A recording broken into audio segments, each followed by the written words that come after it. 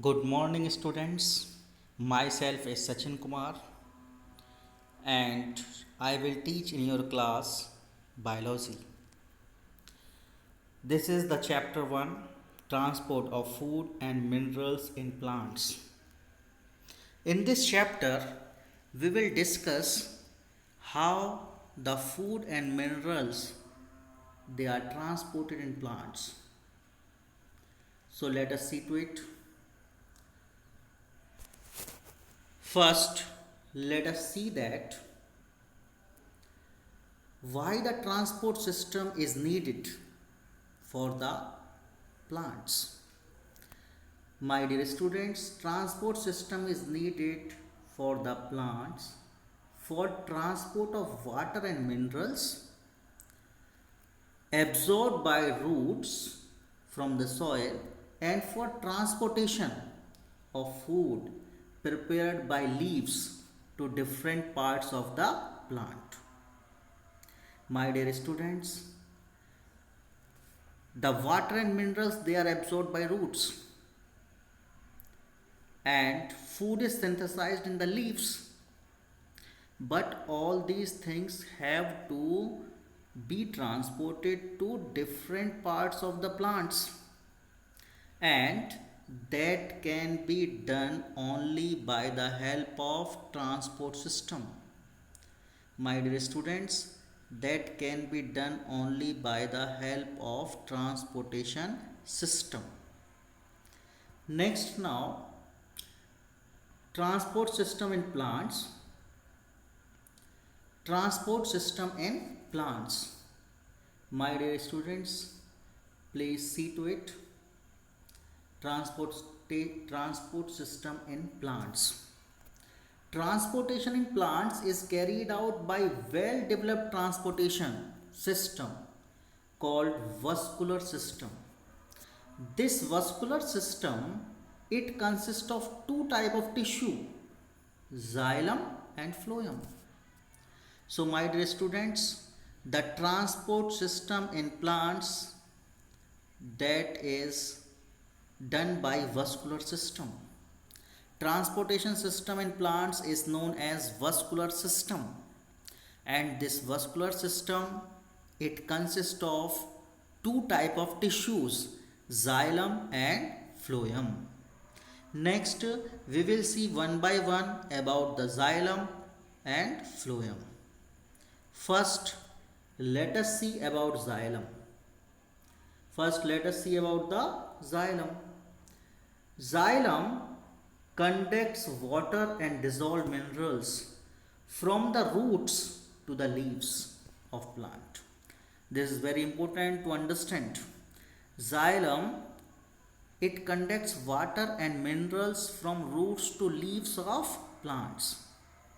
My dear students, the xylem is composed of means the xylem is made up of tracheids, basal elements, xylem parenchyma and xylem fibers. My dear student, xylem is composed of tracheids, basal elements, xylem parenchyma and xylem fibers.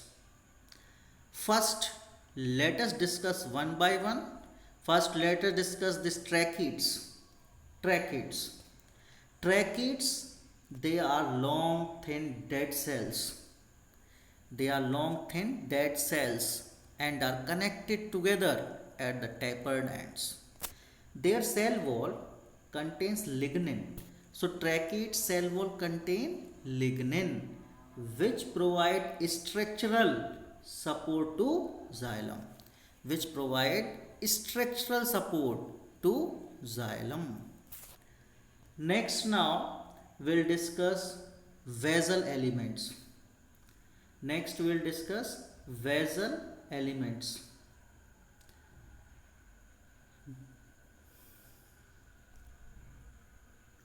Next, my students, will discuss basal elements. Basal elements are tube-like dead cells. These are also dead cells. They are connected together end to end. They are wider and shorter than tracheids and form a long tube-like structure. The ends of cell contain the ends of cell contain perforation plates. Their ends of cells contain perforation plates which have number of holes. These perforation plates have number of holes in their cell wall. The perforation plates allow water and dissolved mineral to travel freely between the cells. Next, my dear students, the next component of xylem is xylem parenchyma. This xylem parenchyma, these are the only living component of xylem tissue. Xylem parenchyma are the only living component of the tissue.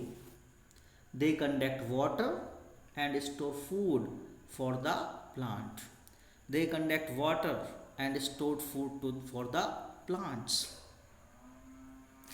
Next, my dear students, we have xylem fibers.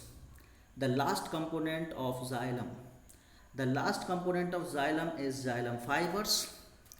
These are scleromatous fibers connected with tracheids and vessels. They are dead cells with thick cell wall and they provide strength to the xylem tissue. They provide strength to the xylem tissue.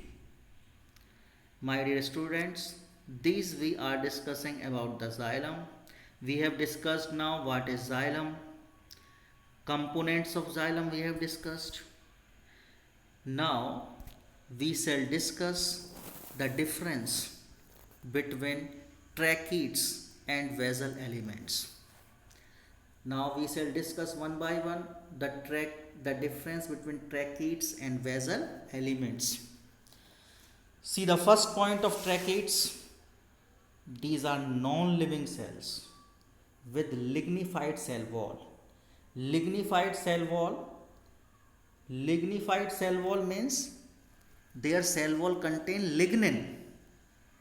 And the vessel elements, these are long tube-like cells.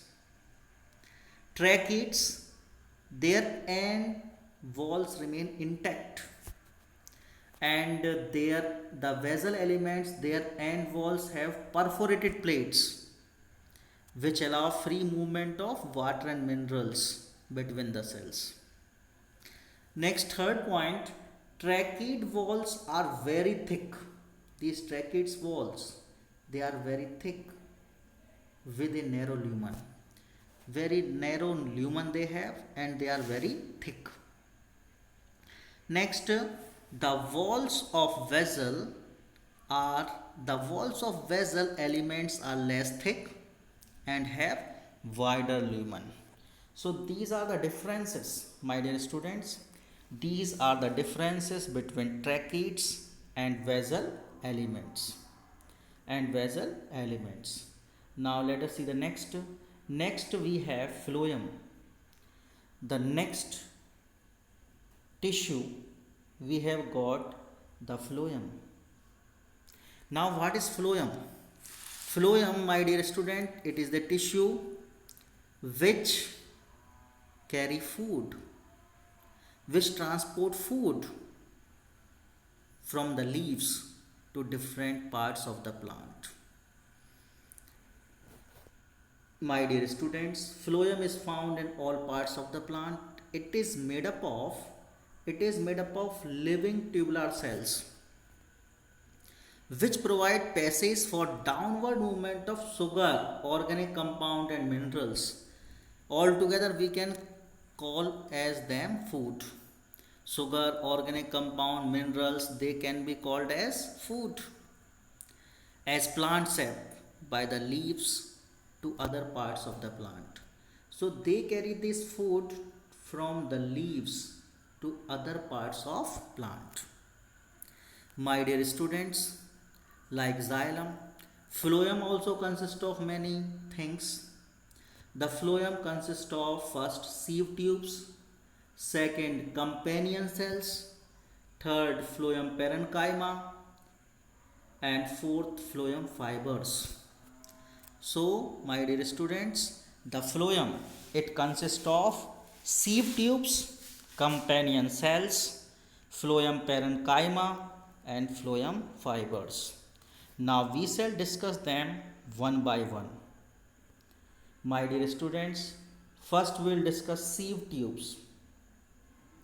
First we will discuss sieve tubes. These are long, cylinder and living cells.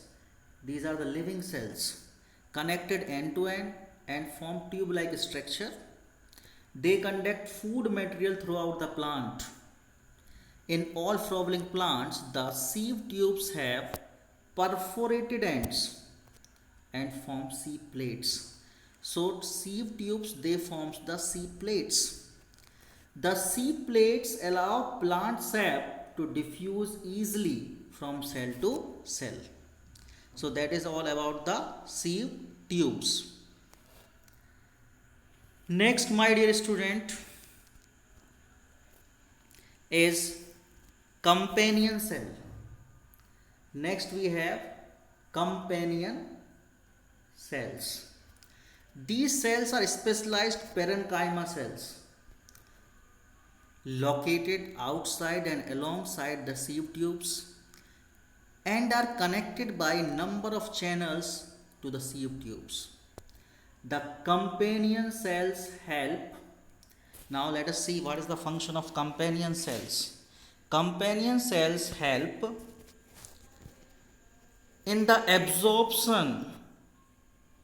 The companion cells helps in the absorption of material to be transported in plants. So this companion cell, they used to absorb the material which is to be transported in plants. They can also deliver sugars and other substances into the sieve tubes from the neighboring cells. My dear students, these are the figures. You can just see.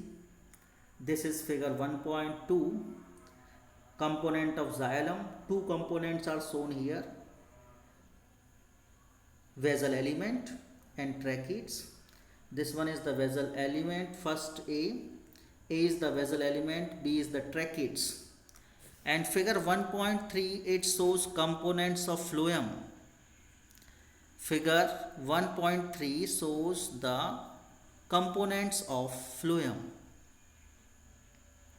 The phloem consists of all these things. Next, usually food moves downward from the leaves. Usually food moves downwards from the leaves through the phloem into the stem and roots. There it enters cortex, where simple sugars are converted to starch and get stored. Thank you.